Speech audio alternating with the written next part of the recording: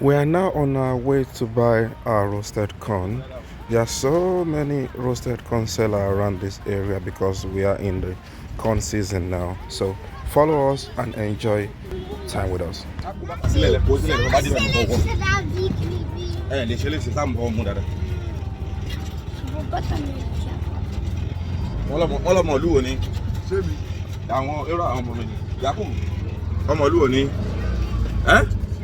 There you go on this one. All of us are here.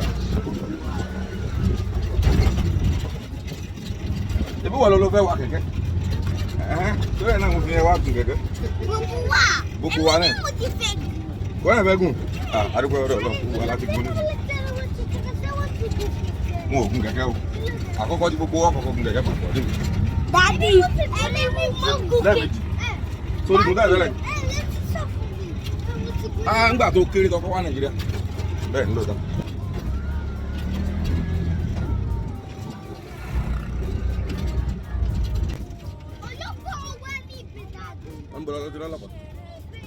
Boys have been so excited to be on the tricycle for the very first time in their life, and I believe this is going to be an amazing and enjoyable experience. Follow us as we take you through the road in Apata area of Ibadan on our quest to buy the roasted corn. As you guys can see, the curiosity is there for them. They've never witnessed anything like this before in their life. It's the first time we are going on this kind of tricycle in Nigeria, and I believe they love it. It's a sunny day and we are all enjoying ourselves.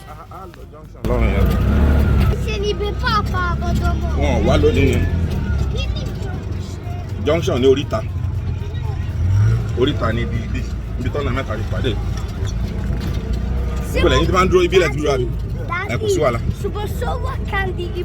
The good thing about visiting Nigeria is that boys will use this opportunity to learn a lot of new words.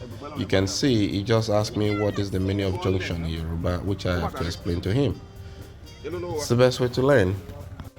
We have just arrived at our favorite corn seller joint, Mama City. Let's see how they do.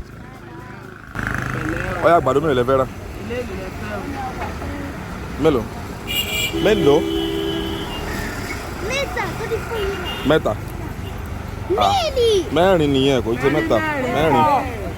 Mẹ́rin ni lóòótọ́. Mẹ́rin ó ti fẹ́ ilé yóò ní gbé ìbọn. Mẹ́rin. Ẹ bá ra mẹ́ta, èmi ò ní rí jẹ mbẹ́. Ìwọ fẹ́ jẹ? O fẹ́ jẹ?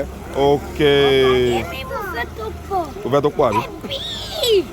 I've just asked boy how many roasted corn do they want. They said, the twins said they want 4, Yacoob said 3, and then we just realized that Yacoob doesn't want to eat, so that makes it 3.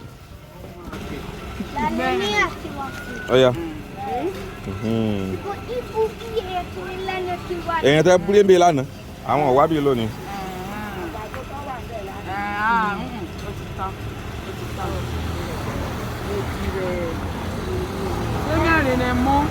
So now it's the time to select the corn that we want. I have a very high sense of intelligence when it comes to choosing corn. I used to eat a lot of corn as a child, so been trying to choose for them, and I believe they are going to love it.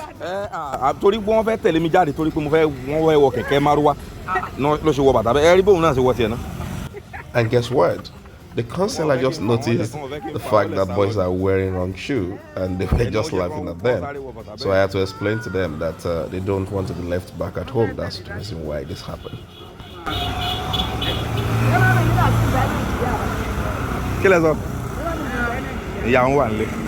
And guess what? This has happened to us a lot since we arrived in Nigeria. When people see boys, they are always curious and they want to know more about them. The roast side seller was just asking me about where their mom is. One baby, lot of mama tin tag by the.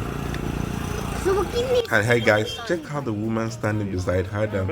I can't really imagine the kind of millions of questions that is going on in her mind right now.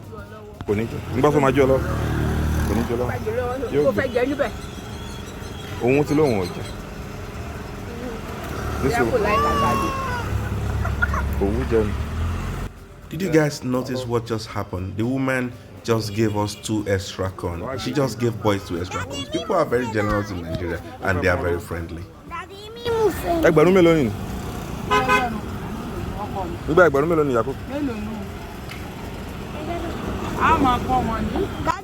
And that was me testing boys' mathematics skills. This is part of the reason why we are here in Nigeria, to make sure that boys get used to things like this and that things are done differently in different parts of the world.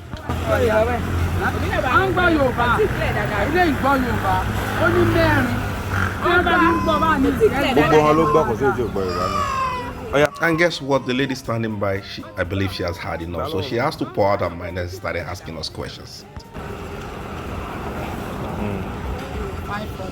500. Ọgọ́rùn mélòó ni?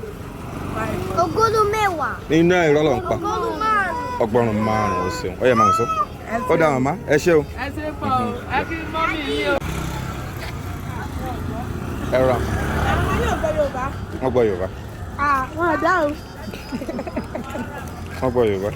Ó kí mi. Yacoob. Ń gbọ́ òkè wọn.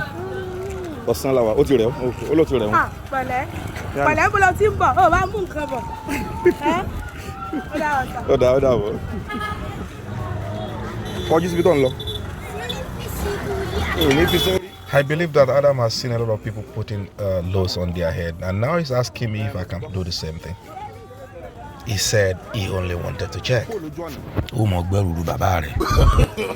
No. Animals are always a side attraction to every kid, and we have seen a lot of them here in Nigeria. And as you can see, despite the insecurity in some areas of Nigeria, the nation is lovely and the people are wonderful and welcoming.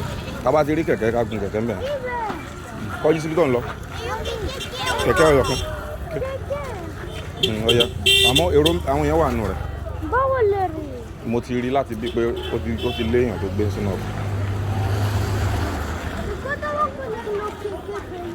Ẹja lọ síwájú lọ́hùn yẹn, a máa rí tí ò ní èrò kankan nínú. Can you guys listen to the incredible noise and sound of cars and bikes everywhere? You can argue that this is noise pollution, but we are accustomed to it.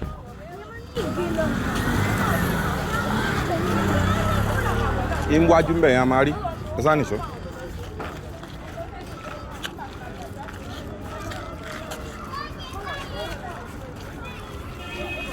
Adam, kúrò lójú ọ̀nà.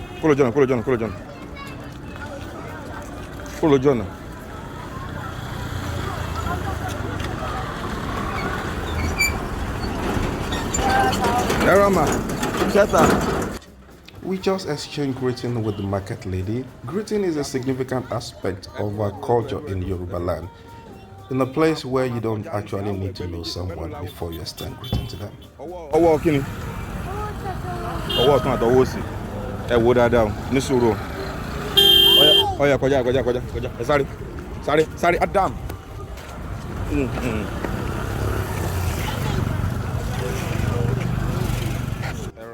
My boys comprehend the task and attentively carry out the advice. Paying close attention to both sides of the road when crossing the street in Nigeria is very, very important. Okay, ó yá. Ṣé ẹ̀yin tó wà lẹ́yìn ni àbí?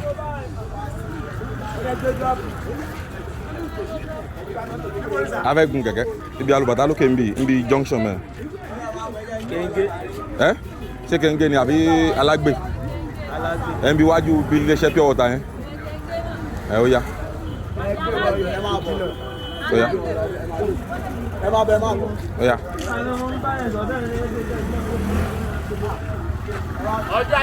Ẹ lọ wọlé. And guess what, guys? My boys in Nigeria have mastered the art of jumping over gutters. This is once in a lifetime experience because I used to do this a lot as a child. Ẹ jókòó dáadáa o.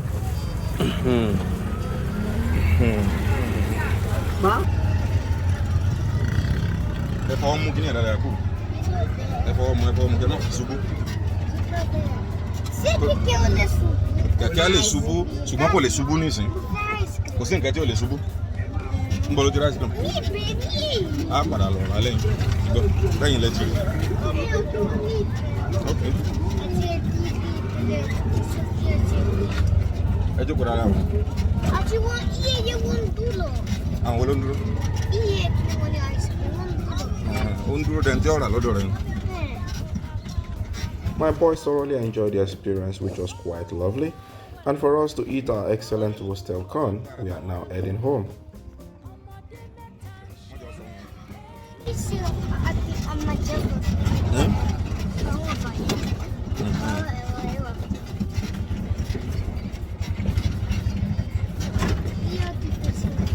Kò ní ṣubú. Àti fẹ́ wà báyìí.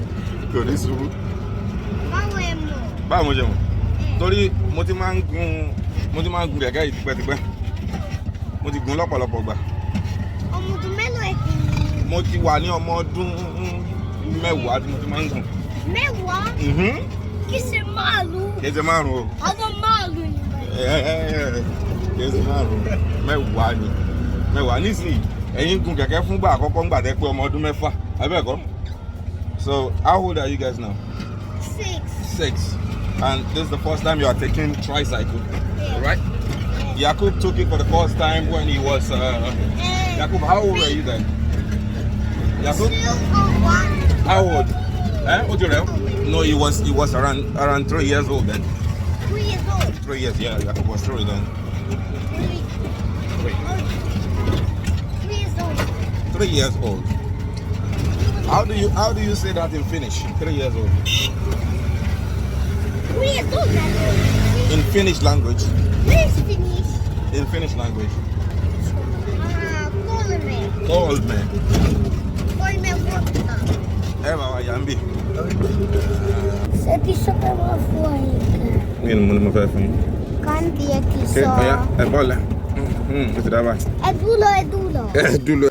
It's quite fulfilling and enjoyable that during our stay in Nigeria, boys were able to have open conversation with the locals in the Yoruba language. Gbogbo owó ẹ̀ gbogbo ẹ̀ ló fún ọ. Ẹ kàánú. You want to come to our house? Ó yá nìṣ. It's been an amazing time in Nigeria. Boys have been able to make friends with a lot of local kids and they really enjoy their company a lot. Mo mọ̀. Bọ́ọ̀ náà ó mọ̀ pé ẹ máa sọ nílé. Oh yeah. Okay guys, thank you very much. Kindly like, share, comment and follow us as we share more of our amazing clips of our trip to Nigeria. Thanks for watching and have a wonderful day. Bye.